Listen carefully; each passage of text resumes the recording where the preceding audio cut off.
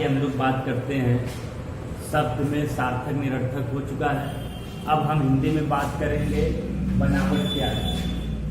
अब हम हिंदी में बात करेंगे किसके आधार पे,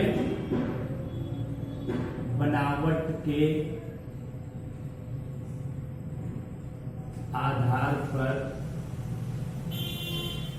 शब्द के भेद। ठीक है दोस्तों, क्योंकि शब्द के भेद बनावट के आधार पे यहाँ बताया जा रहा है। इसके पहले हम शब्द के अंतर्गत पूरी बात आपको बता दी है कि बनावट के आधार पे शब्द के कितने भेद हैं, उत्पत्ति के आधार पे शब्द के कितने भेद हैं, विकारी के आधार पे कितने भेद हैं, अविकार के आधार पे कितने भेद हैं, वाचक लाक्षणिक अभिधा किसके भेद हैं, संज्ञा सर्वनाम विशेषण क्रिया किसके भेद हैं। ठीक है, रूढ़ शब्द यौगिक योग रूढ़ शब्द की बात होगी। यानी पूरी बात हम आपको एक डायग्राम माध्यम से एक वीडियो में प्रोवाइड कर दिए हैं। अब एक एक पॉइंट को लेकर के हम लोग विखंडित कर रहे हैं, उसकी परिभाषा उसके एग्जाम्पल आपको बताया जा रहा है। ठीक है दोस्तों, आइए देखते हैं। तो बनावट के आधार पे जो शब्द के भेद होते हैं वो कितने होते हैं, आपको बताया था 3 प्रकार के होते हैं। बनावट के आधार पे शब्द के भेद जो होते हैं कितने होते हैं, 3 प्रकार के होते हैं, 1, 2, 3। यानी बनावट के आधार पे शब्द के 3 कौन कौन शब्द होता है। एक होता है रूढ़ शब्द। रूढ़ शब्द को रूढ़ी शब्द के नाम से भी हम जानते हैं। और दूसरा होता है यौगिक शब्द। ठीक है, और तीसरा होता है योग रूढ़ शब्द। तीसरा क्या होता है, योग रूढ़ शब्द। अब यहाँ पे आपको पता चल गया रूढ़ शब्द, यौगिक और योग रूढ़ शब्द। ठीक है, रूढ़ शब्द की परिभाषा हम समझेंगे कि रूढ़ शब्द की परिभाषा क्या होती है। तो रूढ़ शब्द की परिभाषा होती है, रूढ़ शब्द वे शब्द होते हैं जिसको हम विखंडित नहीं कर सकते। अर्थात हम कह सकते हैं दूसरी भाषा में कि जिसको हम तोड़ नहीं सकते हैं, अलग अलग नहीं कर सकते हैं, उसी को हम क्या कहते हैं वाला, रूढ़ शब्द। किंतु रूढ़ शब्द हमेशा जो होते हैं क्या होते हैं, सार्थक होते हैं। रूढ़ शब्द हमेशा क्या होते हैं, सार्थक शब्द होते हैं। जैसे आप एग्जाम्पल यहाँ पे देख सकते हैं, रूढ़ शब्द के एग्जाम्पल का मतलब होता है उदाहरण। रूढ़ शब्द के एग्जाम्पल आप देख सकते हैं। जैसे कहा गया आपको आँख, कान है, क्या है, कान हो गया, आँख हो गए, गला हो गया। ठीक है, हम कहते हैं पेन हो गया। ठीक है, पेन हो गया, हाथ हो गया, आदि शब्द। यानी कि आदि शब्द जो है उसमें और जो शेष बचते हुए शब्द। ठीक है, यानी कि हम कहेंगे कि रूढ़ शब्द वे शब्द होते हैं जिसको विखंडित नहीं किया जा सकता, किंतु वे सार्थक शब्द होते हैं।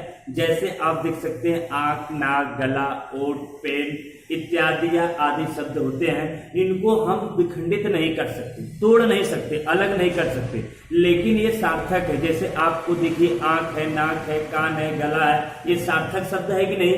यानी कि आपको पता चल गया कि रूढ़ शब्द क्या है।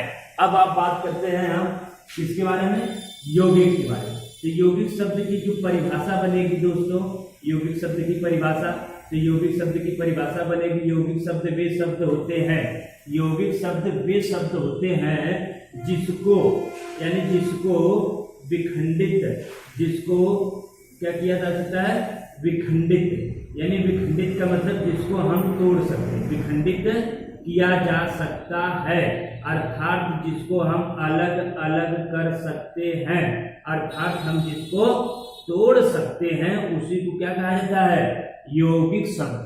अब यौगिक शब्द की परिभाषा आपके सामने है कि यौगिक शब्द की परिभाषा ऐसे शब्द जिसको हम तोड़ सकते हैं, विखंडित कर सकते हैं, अलग कर सकते हैं, वे क्या कहलाएंगे, यौगिक शब्द। जैसे एग्जाम्पल देखते हैं, यौगिक शब्द के एग्जाम्पल यहाँ पे आपको बता देते हैं। यहाँ देखिएगा बाबू, यहाँ पे एग्जाम्पल देख सकते हैं आप लोग। एग्जाम्पल यौगिक शब्द की एग्जाम्पल है, जैसे आपको बता दिया गया विद्यार्थी। ठीक है, या हम कहते हैं विद्यालय, क्या है, विद्यालय। या हम कहते हैं हिमालय, हिमालय, ठीक है।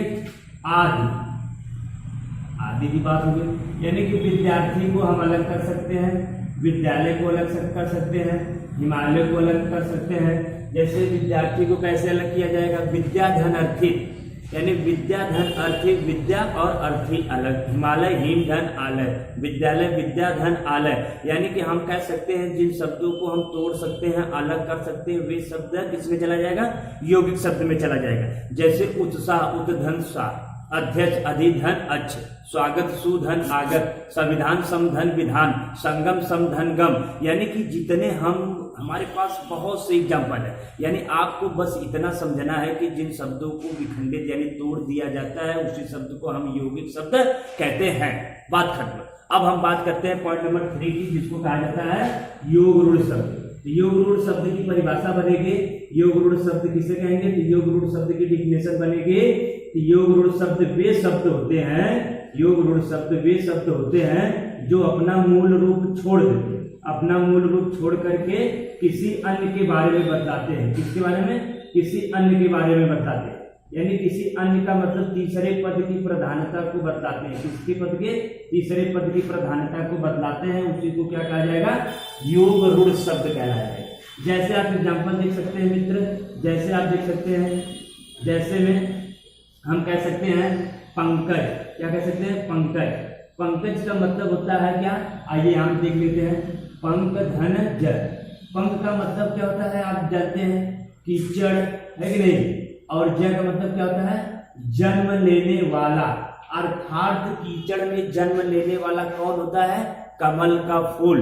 देखिए कीचड़ में तो बहुत से आपको काई मिलता है, शैवाल मिलते हैं, है कि नहीं, जोंक मिलता है, लेकिन यहाँ पे पंकज का तात्पर्य सिर्फ कमल के फूल से है, इसलिए हम कहेंगे इसमें तीसरे पद की प्रधानता का बोध हो रहा है। आप कह सकते हैं अर्थात करके हम बता सकते हैं कि आपका जो योग रूढ़ शब्द है, योग रूढ़ शब्द में जितने आपके बहुब्रीहि समास आप पढ़े होंगे, बहुब्रीहि समास के जितने उदाहरण होते हैं दोस्तों, वे सारे उदाहरण हम कह सकते हैं कि योग रूढ़ शब्द के उदाहरण हैं। जैसे आप देख सकते हैं, हम कह सकते हैं क्या, दशानन, दशानन, दशानन का मतलब 10 है जिसके पास आनन, अर्थात श्री रावण, अर्थात हम कह सकते हैं लंबोदर, लंबोदर, लंबोदर का मतलब हो गया लंबा है जिसका उदर, अर्थात श्री गणेश जी।